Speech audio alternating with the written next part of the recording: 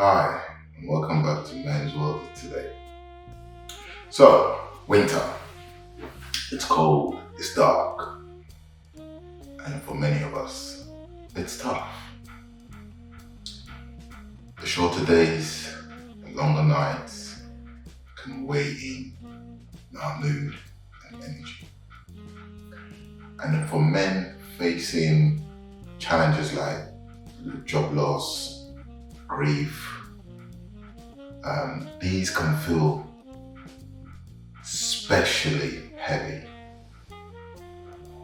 But here's the thing, you don't have to suffer these alone. You don't have to face these darker, colder, isolating nights alone.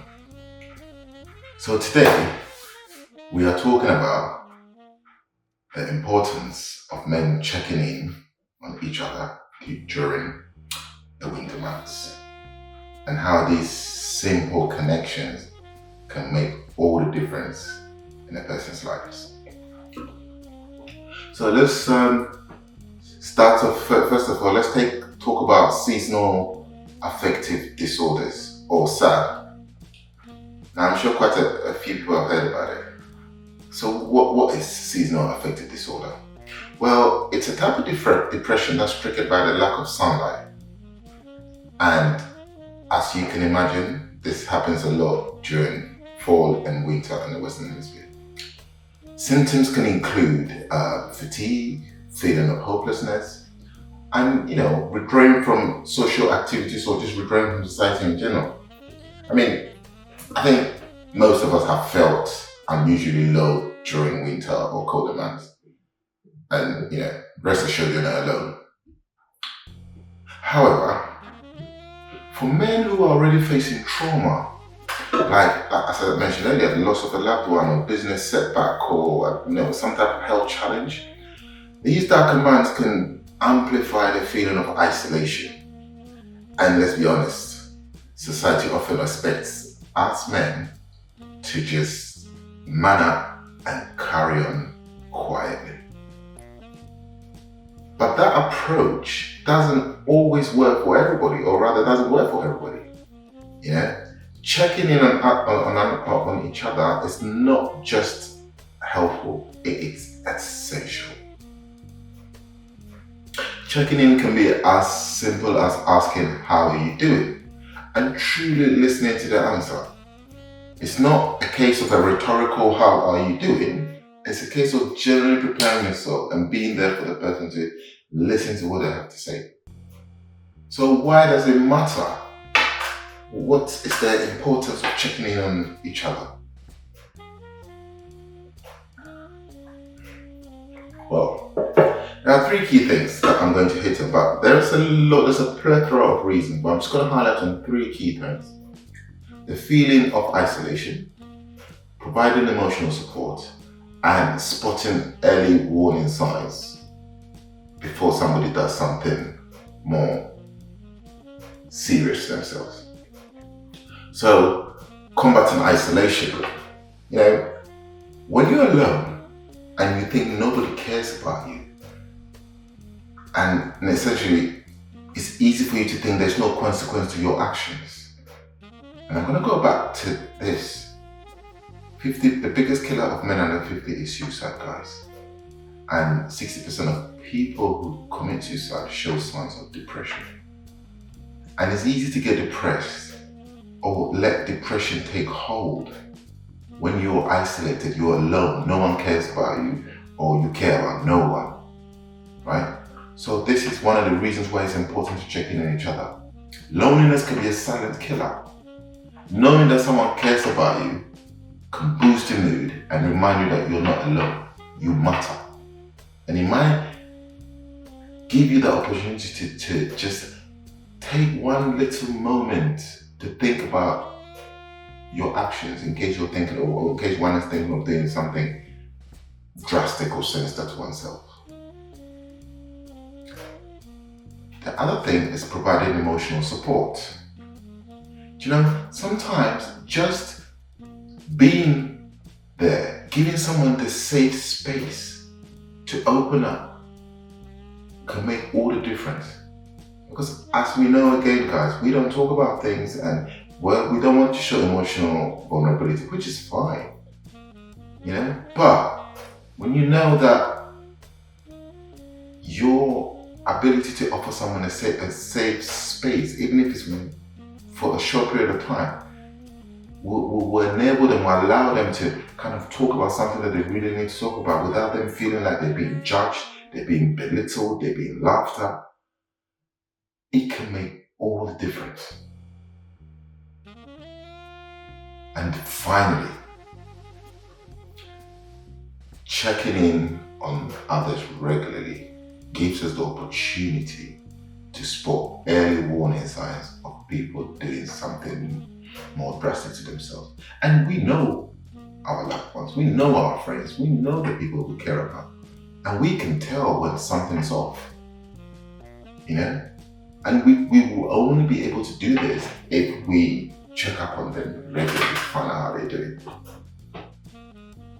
So, I hope that has been helpful, but just to reiterate the three main things: combating isolation, providing emotional support, and spotting early warning signs. So now that we have introduced the concept of checking in others, let's now look at how we can actually take a simple checking in to the next level and actually adding value to this whole process. How we can support our friends in a more holistic, practical way.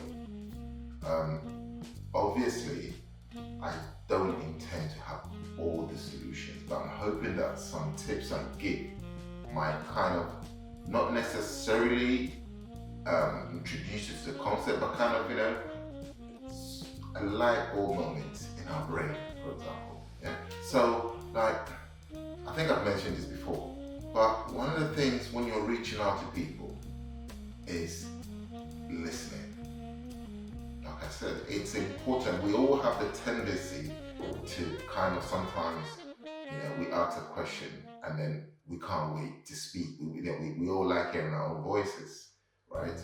It's important sometimes to just take that little moment and let the other person speak and get things out of their system, right? And the thing is, without stating the obvious, but we will learn a lot by listening. Just give them a chance, give them a chance, give them the room, the opportunity, the safe space to just really go deep into themselves and come out with what's hurting them. So let's think about that. The other thing is encourage professional help if you need to. Sometimes we all know people who think they know everything, or you wanna solve everything on your own. Especially guys, we don't like professional help. But hey, there comes a time when we have to accept that an expert is there for a reason, and it's fine to go and seek professional help, particularly when it comes around to our health. Right? So it's important. If you notice a friend or a loved one struggling, encourage them to see a therapist or counselor. Make it okay. Let's remove the taboo. Let's remove the stigma from seeking help and actually go and get the help that they need.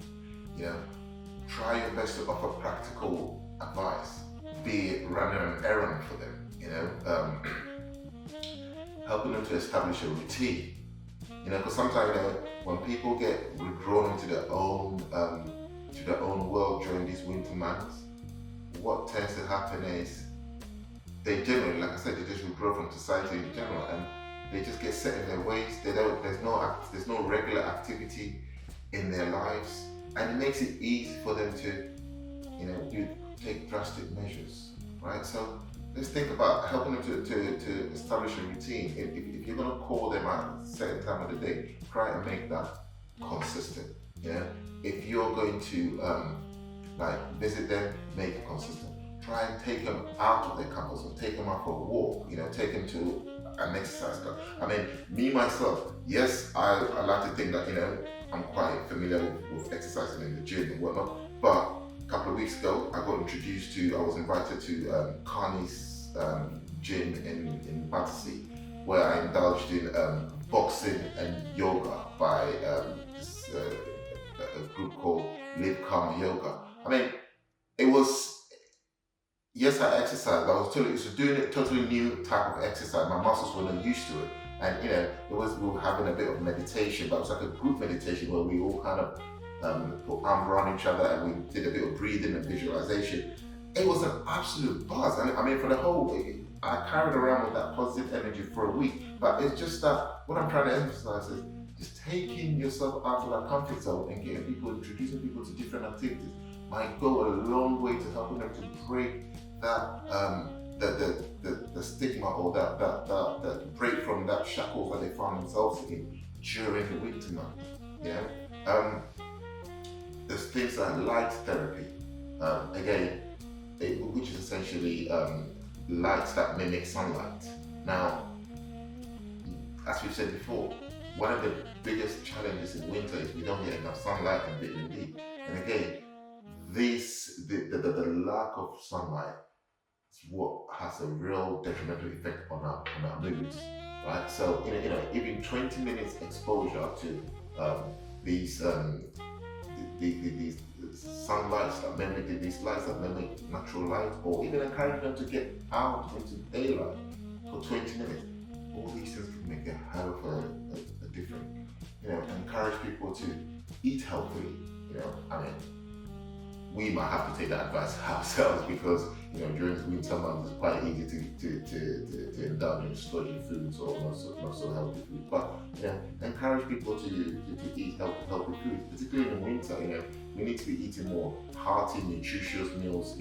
Like root vegetables and grains and food rich in vitamin D. Because obviously, as I said, we don't get enough sunlight, so we need things to keep our energy up. And maybe just cook with them. Go to a cooking class. There's few places that you can book online. Go to a cooking class. Learn how to cook a new cuisine.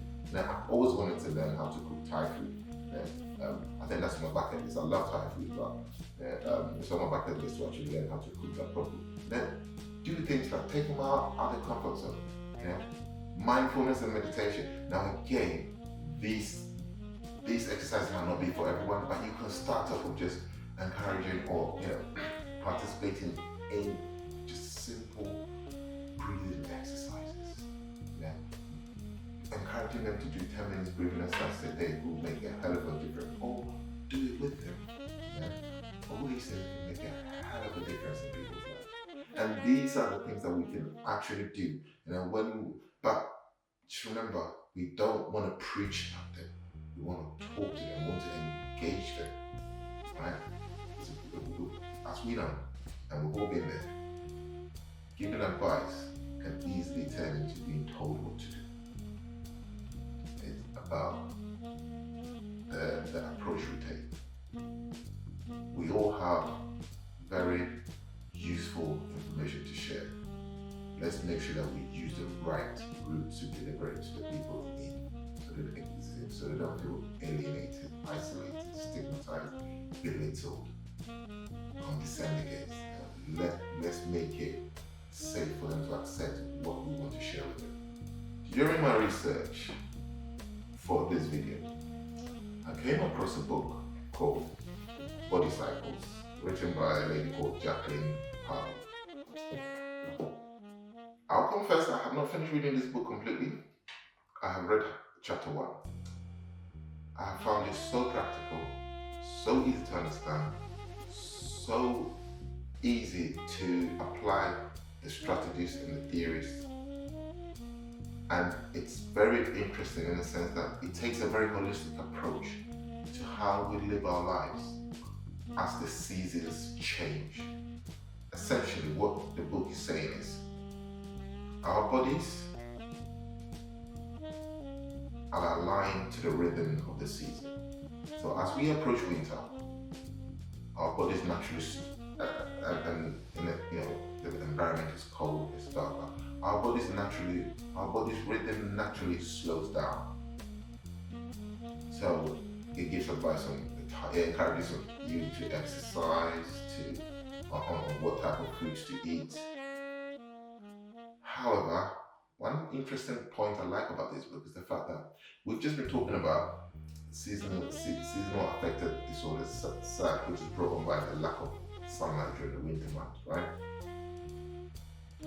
On the other hand, the coldest part of the winter, which is I think January to February, and it's at that point where we tend to have a lot of how do I say, more of the drastic, catastrophic health stuff happens in around this time of the year, because you can imagine that people have gone into the autumn winter month from about October, November and December, and have been stewing with the depression, and by January, February, that's when potentially people can't take it anymore, right? So this very time of the year where winter is at its peak, and the highest number of deaths are reported, this is also the time of creative thinking and originality, because this is the time where we are ruled by the planet Uranus. Uranus is also known for its originality because it's the only planet that apparently has two sides to the sun at the same time. It's all in the book. I am doing my best to summarize it in the best way I can, but there's so much to it that it's just there's so much we can learn from this book, and I can't praise it enough. Like I said, I have read this book, I've read chapter 1, and I found so many things applicable, and easy to understand.